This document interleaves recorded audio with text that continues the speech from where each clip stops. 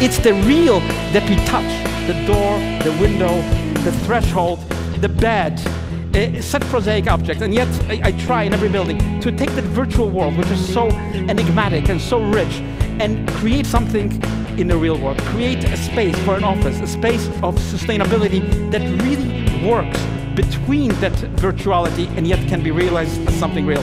Unexpected versus habitual. What is a habit? It's just a shackle for ourselves. It's a self-induced poison. So the unexpected is always unexpected. You know, it's true. The cathedrals as unexpected will always be unexpected. You know, Frank Gehry's building, they will continue to be unexpected in the future. So not the habitual architecture that instills in us the false sort of stability, but an architecture that is full of tension, an architecture that goes beyond itself to reach a human soul and a human heart, and that breaks out of the shackles of habits.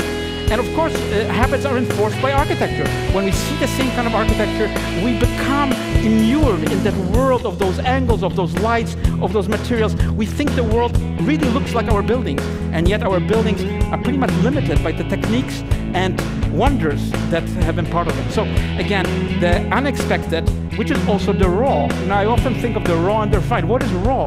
The raw, I would say, is the naked experience, untouched by luxury, untouched by the expensive materials, untouched by the kind of refinement that we associated with high culture. So the rawness, I think, in space, the fact that sustainability can actually, in the future, translate into a raw space, a space that isn't decorated, a space that is not mannered in any sort, but a space that might be cool in terms of its temperature, might be refractive to our desires, a space that doesn't always follow us like a dog that has been trained to follow us, but moves ahead into directions of demonstrating other possibilities, other experiences that have never been part of the vocabulary of architecture. And of course, that juxtaposition is of great interest to me because it creates a kind of a spark of new energy.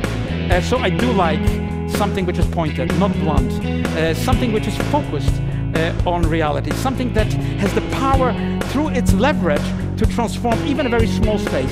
So architecture maybe is not so big like science, but through its focal point, it can leverage in an Archimedean way what we think the world is really about. And often it takes just a building to change our experience of what could be done, what has been done, how the world has remained both in between stability and instability. And of course, buildings have their shapes.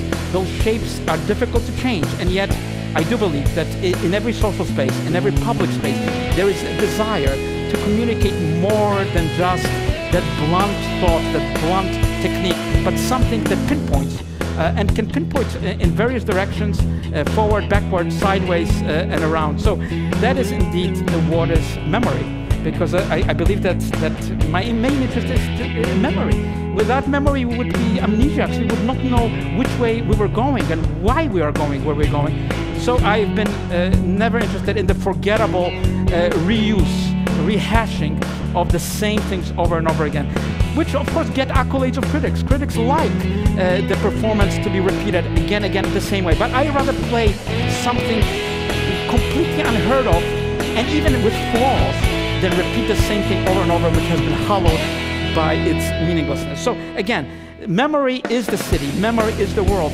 Without the memory, there would be no story to tell. There would be nowhere to turn. The memorable, I think, is really our world, what we think the world is, and it's not only our memory, but those who remember us. Which means that architecture is not mute.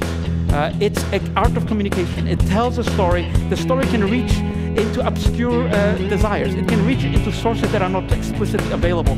It can reach into millennia that have been buried and return them in a just and unexpected equity. So again, I think the notion that the best architecture is silent has never appealed to me. Silence maybe is good for a cemetery, but not for a city. Cities should be full of vibrations, full of sound, full of music, and that indeed is the architectural mission that I believe is important, is to create spaces that are vibrant, that are pluralistic, that can transform the most prosaic activities and raise them to a completely different expectation. Create a shopping center or a swimming place that is more like a museum than like entertainment. And these are our dreams. And of course, risk. I think architecture should be risky. it costs a lot of money and so on, but yes, it should not play it safe. It should not play it safe, because if it plays it safe, it's not moving us in a direction that we want to be.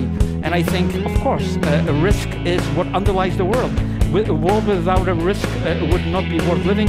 So yes, I do believe that the risk we take in every building, risks to create spaces that have never been cantilevered to that extent, risks of spaces that have never been so dizzying as they should be for a pioneering city, risks that really move architecture, even with all its flaws, into a space which is much better than the ever again repeated hollowness of a ready-made thing. And of course, that is finally what I believe architecture to be. It's about space. It's not about fashion. It's not about decoration. It's about creating with minimal means something which cannot be repeated, cannot be simulated in any other sphere. And that, of course, is the space that we need to breathe, is the space we need to dream. These are the spaces that are not just luxurious spaces for some of us, but are important for everybody in this world. So again, it's not about the changing fashions, changing theories. It's about carving out a space for trees. It's a carving out a space where nature can enter the domestic world of a city.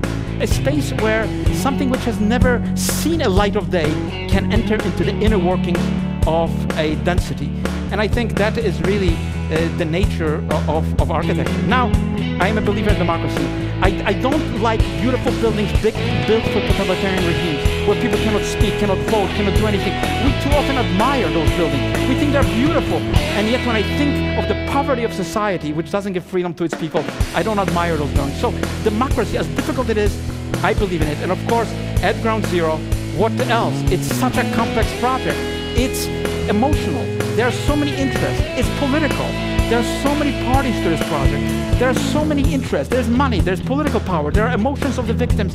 And yet, in all its messiness, in all its difficulties, I would not have liked somebody to say, this is the tabula rasa, Mr. Architect, do whatever you want. I think nothing good will come out of that. I think architecture is about consensus, and it is about the dirty word, compromise. Compromise is not bad. Compromise, if it's artistic, if it is able to cope with its strategies, and there's my first sketch and the last rendering, it's not that far away, and yet compromise, consensus, that is what I believe in. And Ground Zero, despite all its difficulties, it's moving forward. It's difficult. 2011, 2013, Freedom Tower, the memorial, and that is where I end. I was inspired when I came here as an immigrant on a ship like millions of others, looking at America from that point of view. This is America, this is liberty, this is what we dream about. It's individuality demonstrated in the skyline, it's resilience, and finally, it's the freedom that America represents, not just to me as an immigrant, but to everyone in the world. Thank you. I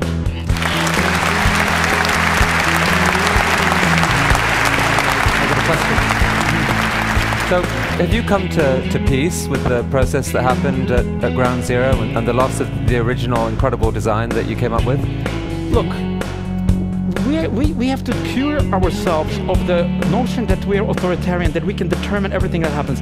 We have to rely on others and shape the process in the best way possible. I came from the Bronx. I was taught not to be a loser, not to be somebody who just gives up in a fight. You have to fight for what you believe. You don't always win everything you want to win, but you can steer the process, and I believe that what will be built at Ground Zero will be meaningful, will be inspiring, will tell other generations of the sacrifices, of the meaning of this event, not just for New York, but for the world. Thank you so much, Daniel. Thank you. Thank you.